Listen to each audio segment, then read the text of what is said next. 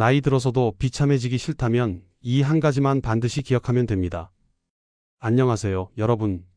노후지혜 맛집에 오신 것을 환영합니다. 오늘은 정말 중요한 이야기를 나누려고 합니다. 바로 나이 들어서도 비참해지기 싫다면 이 한 가지만 반드시 기억하면 됩니다라는 주제인데요. 시작하기 전에 이 채널을 처음 방문하셨다면 구독과 좋아요 버튼을 눌러주세요. 여러분의 작은 관심이 더 좋은 콘텐츠를 만드는 원동력이 됩니다. 자, 이제 본격적으로 시작해 볼까요? 여러분, 한번 생각해 보셨나요? 우리는 누구나 나이를 먹습니다. 하루하루가 지날 때마다 우리는 조금씩 나이를 먹고 있죠. 그런데 왜 어떤 사람들은 나이가 들어도 행복하고 풍요로운 삶을 살고 또 어떤 사람들은 비참하고 후회 가득한 노년을 맞이할까요? 저는 수많은 노인분들을 만나며 그들의 이야기를 들었습니다. 그리고 발견한 놀라운 사실이 있습니다. 나이 들어서도 행복한 사람들은 단 한 가지를 공통적으로 갖고 있었습니다. 바로 관계입니다. 놀랍지 않으신가요? 물질적인 풍요도 건강도 물론 중요합니다. 하지만 이 모든 것들보다 더 중요한 것은 우리가 맺어온 인간관계, 그리고 그 관계 속에서 우리가 얼마나 진정성 있게 소통했는지입니다. 하버드 대학교에서 80년 넘게 진행된 행복 연구에 따르면 사람들의 행복을 결정짓는 가장 큰 요소는 바로 좋은 관계라고 합니다. 돈이나 명예가 아니라 믿고 의지할 수 있는 관계 말이죠. 그렇다면 우리는 어떻게 좋은 관계를 맺고 유지할 수 있을까요? 이것이 바로 오늘 우리가 함께 탐구해 볼 주제입니다. 여러분, 하버드 대학의 행복 연구에 대해 조금 더 자세히 말씀드리겠습니다. 이 연구는 1938년에 시작되어 현재까지도 진행 중인 세계에서 가장 길게 진행된 행복 연구입니다. 처음에는 268명의 하버드 남학생들을 대상으로 시작되었지만 나중에는 그들의 후손과 보스턴 지역의 저소득층 가정 아이들까지 포함해 1300명 이상으로 확대되었습니다. 행복에 관한 가장 명확한 메시지는 다음과 같습니다.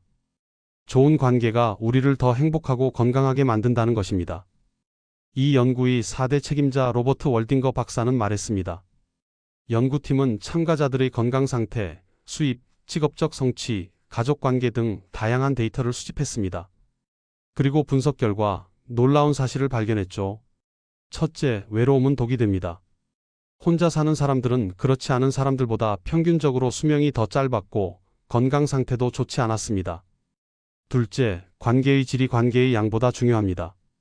친구가 많은 것보다 진정한 친구가 몇 명 있느냐가 더 중요했습니다. 셋째, 좋은 관계는 신체적 건강뿐만 아니라 뇌 건강에도 영향을 미칩니다. 80대가 되었을 때 만족스러운 관계를 유지한 사람들은 그렇지 않은 사람들보다 인지 능력이 더 높게 유지되었습니다. 이런 연구 결과는 무엇을 말해주는 걸까요? 바로 우리가 평생 관계에 투자하는 것이 노후의 행복과 건강을 결정짓는 가장 중요한 요소라는 것입니다. 그렇다면 어떤 관계가 진정한 행복을 가져다 주는 걸까요? 첫째, 신뢰할 수 있는 관계입니다.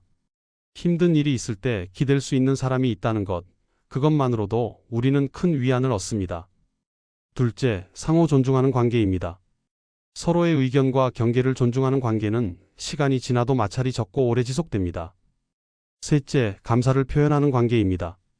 고맙다라는 말 한마디가 관계에 미치는 영향은 생각보다 큽니다. 한 연구에 따르면 매일 3가지씩 감사한 일을 적는 사람들은 그렇지 않은 사람들보다 행복감이 25% 더 높았다고 합니다. 관계에서도 마찬가지입니다. 감사를 표현하는 사람들은 더 깊은 관계를 형성하고 유지할 수 있었습니다. 넷째, 공유하는 관계입니다. 경험을 함께 나누고 추억을 쌓는 것은 관계를 더욱 단단하게 만듭니다. 마지막으로 용서하는 관계입니다. 어떤 관계도 완벽하지 않습니다. 상처를 주고받는 일은 항상 있기 마련이죠. 하지만 용서할 줄 아는 사람들은 관계를 더 오래 유지할 수 있습니다. 이제 구체적인 실천 방법에 대해 이야기해 볼까요? 첫 번째, 시간 투자입니다. 관계는 시간을 들여야 성장합니다. 바쁘다는 핑계로 소중한 사람들과의 시간을 미루지 마세요. 미국의 유명한 심리학자 윌리엄 제임스는 인간이 가진 가장 깊은 욕구는 인정받고 싶은 욕구라고 말했습니다. 우리는 모두 누군가에게 중요한 존재가 되고 싶어 합니다. 그리고 그것을 보여주는 가장 확실한 방법은 시간을 내어주는 것입니다. 두 번째, 적극적 경청입니다. 진정한 대화는 말하는 것보다 듣는 것에서 시작됩니다. 세 번째, 정기적인 연락입니다. 요즘은 기술의 발달로 멀리 있는 사람과도 쉽게 연락할 수 있습니다. 정기적으로 연락하는 습관을 들이세요. 네 번째, 새로운 관계 형성입니다. 나이가 들었다고 새로운 관계를 맺는 것을 두려워하지 마세요. 동호회, 봉사활동, 종교활동 등을 통해 새로운 인연을 만들어 보세요. 다섯 번째, 감정 표현하기입니다. 사랑한다는 말, 고맙다는 말, 미안하다는 말을 아끼지 마세요. 이런 표현들이 관계를 더욱 단단하게 만듭니다. 관계는 정신적 행복뿐만 아니라 신체적 건강에도 큰 영향을 미칩니다. 브리검 영 대학의 연구에 따르면 강한 사회적 관계를 가진 사람들은 그렇지 않은 사람들보다 사망 위험이 50% 낮았다고 합니다. 이는 금연이나 건강한 식단 같은 다른 건강 요소들보다도 더 강력한 효과였습니다. 또한 좋은 관계는 스트레스 호르몬인 코르티솔 수치를 낮춰주고 면역 체계를 강화시키며 염증을 감소시키는 데 도움을 줍니다. 특히 노년기에는 이러한 효과가 더욱 두드러집니다.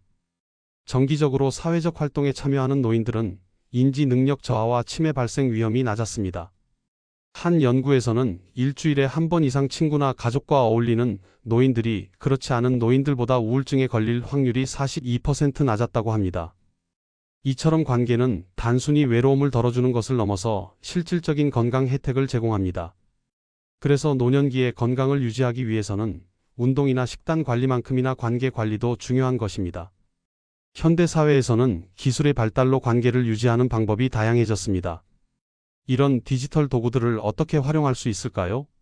첫째, 화상통화를 활용하세요. 멀리 떨어진 가족이나 친구와도 얼굴을 보며 대화할 수 있습니다. 특히 손주들과의 관계를 유지하는 데 큰 도움이 됩니다. 둘째, 소셜미디어를 현명하게 사용하세요. 페이스북이나 인스타그램 같은 플랫폼은 옛 친구들을 다시 만나고 소식을 주고받는 좋은 도구가 될 수 있습니다. 셋째, 온라인 커뮤니티에 참여해보세요. 비슷한 관심사를 가진 사람들과 온라인에서 만나 교류할 수 있습니다. 하지만 디지털 도구에만 의존하는 것은 경계해야 합니다. 연구에 따르면 직접 만남을 대체할 수 있는 것은 없다고 합니다. 화상통화는 좋지만 가능하다면 정기적으로 직접 만나는 시간도 가지세요. 또한 디지털 기기 사용 시간을 제한하는 것도 중요합니다. 너무 많은 시간을 스마트폰이나 컴퓨터 앞에서 보내면 실제 관계를 소홀히 할 수 있습니다. 여러 관계 중에서도 부부관계는 노후 행복에 특히 중요한 영향을 미칩니다. 2015년 미시간 대학의 연구에 따르면 행복한 결혼 생활을 유지한 노인들은 그렇지 않은 노인들보다 삶의 만족도가 현저히 높았습니다. 그렇다면 오랜 시간 좋은 부부관계를 유지하는 비결은 무엇일까요? 첫째, 서로의 변화를 인정하고 존중하는 것입니다. 사람은 나이가 들면서 변합니다. 서로의 변화를 인정하고 그에 맞게 관계도 발전시켜 나가야 합니다. 둘째, 소통을 유지하는 것입니다. 가장 오랫동안 함께한 사이일수록 말하지 않아도 알 것이라고 착각하기 쉽습니다. 하지만 명확한 소통은 언제나 중요합니다. 셋째, 함께하는 시간과 개인 시간의 균형을 맞추는 것입니다.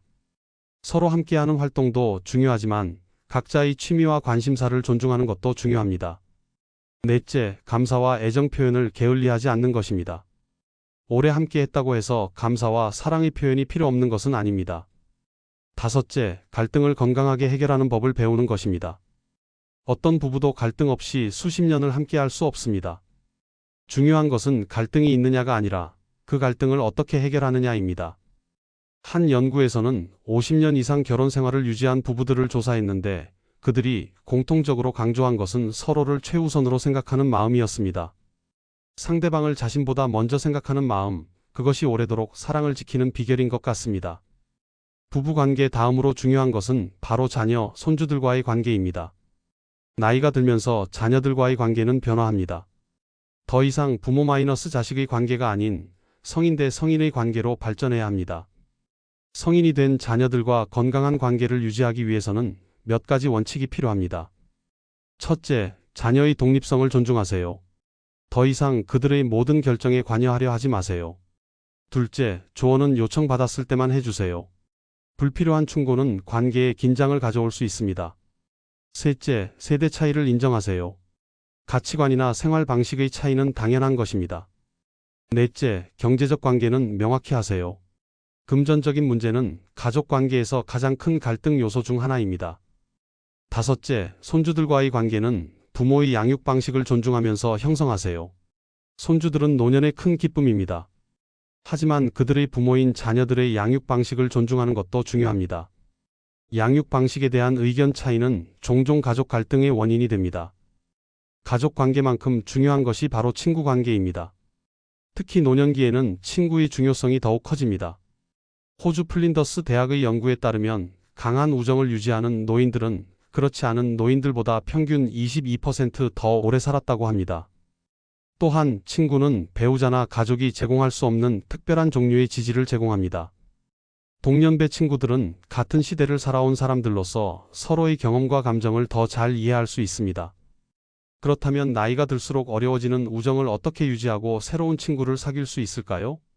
첫째, 정기적인 만남을 계획하세요. 매주 혹은 매월 정해진 날에 만나는 습관을 들이면 관계 유지가 쉬워집니다. 둘째, 공통의 관심사를 찾아보세요. 함께 즐길 수 있는 활동이 있으면 관계가 더 깊어집니다. 셋째, 어려운 시기에 더 가까이 다가가세요. 친구가 힘든 시간을 겪을 때 함께 해주는 것이 진정한 우정입니다. 넷째, 새로운 친구를 사귀는 것을 두려워하지 마세요. 지역센터, 종교단체, 봉사활동 등을 통해 새로운 인연을 만들 수 있습니다. 다섯째, 깊이 있는 대화를 나누세요. 날씨나 건강 이야기를 넘어서 서로의 꿈, 두려움, 희망에 대해 이야기하는 것이 관계를 더 깊게 만듭니다. 노년의 행복을 위해 또 하나 중요한 것은 다른 세대와의 관계입니다. 특히 젊은 세대와의 교류는 노년층에게 활력과 새로운 시각을 제공합니다. 세대 간 교류의 장점은 무엇일까요? 첫째, 서로 다른 관점을 배울 수 있습니다. 젊은 세대로부터 새로운 기술과 트렌드를 배우고 젊은 세대는 노인들의 지혜와 경험을 배울 수 있습니다. 둘째, 소속감과 목적의식을 줍니다. 젊은 세대에게 지식과 경험을 전수하는 것은 노인들에게 큰 보람을 줍니다. 셋째, 고정관념을 깨는 데 도움이 됩니다. 다른 세대와의 교류는 서로에 대한 오해와 편견을 줄여줍니다.